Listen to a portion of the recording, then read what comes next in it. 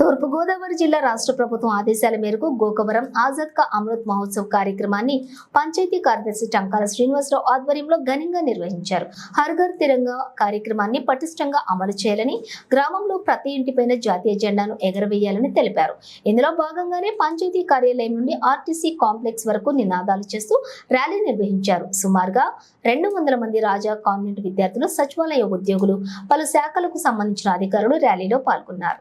ఈ సందర్భంగా ఎంపీడీఓ ఎం గోవింద మాట్లాడుతూ ఆగస్టు 13, 14వ తేదీల్లో దేశభక్తిపై వ్యాసరచన పోటీలను ప్రభుత్వ పాఠశాలల్లో నిర్వహించడం జరుగుతుందని తెలిపారు.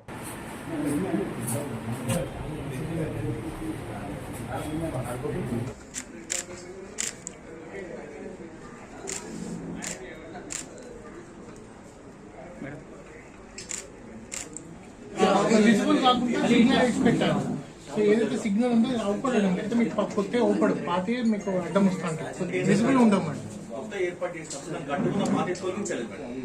ప్రాపర్టీ రిపోర్ట్ చేయడం జరిగింది 48 hours. సో ఆల్మోస్ట్ అన్ని కేసెస్ ఎక్సెప్ట్ రీసెంట్ అయిన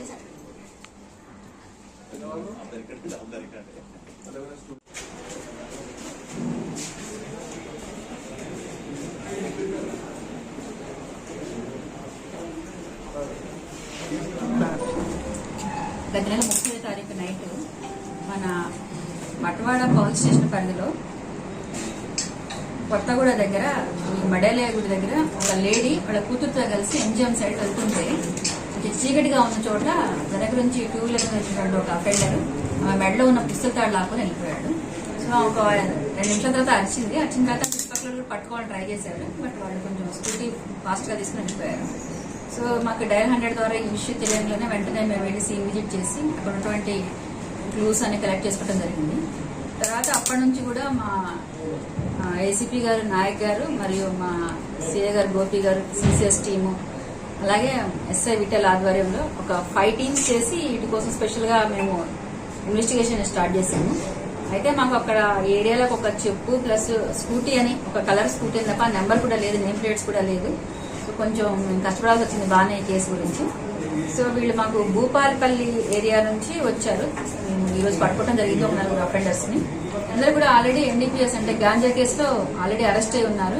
బెయిల్ కోసం డబ్బులు కావాలి కాబట్టి ఆ బెయిల్ అమౌంట్ కట్టడానికి కోసం వీళ్ళు ఇప్పుడు మళ్ళీ దొంగతనం స్టార్ట్ చేశారు. సో మళ్ళీ అది రికవరీ చేసాము ప్రాపర్టీ ఎలా ఉన్నది అలానే. అంటే వీళ్ళు గాంజాకి అలవాటు పడటం వల్ల చిన్న ఏజ్ అందరూ కూడా 25 లోపలే గాంజాకి అలవాటు పడటం వల్లే అలవాటు వ్యసనంగా మారి పోలీసు దొరికి మళ్ళా దాని కేసులోంచి బెయిల్ కోసం మళ్ళీ వీళ్ళు అమౌంట్ సంపాదించి నేర ప్రవృత్తిని చేపట్టారు. కాబట్టి ఈ పత్రికాముఖంగా నేను చెప్పేది ఒకటి, యువత దయచేసి గంజాయి ఇలాంటి మాదక ద్రవ్యాల బానిస కావద్దండి. ఎందుకంటే ఇప్పుడు ఎన్డీపీఎస్ యాక్ట్ ప్రకారం చాలా కఠినమైన చట్టాలు వచ్చాయి. గంజాయి తాగినా గానీ మనం అమ్మినా గానీ కొన్నా కానీ అది నేర కిందకే వస్తుంది.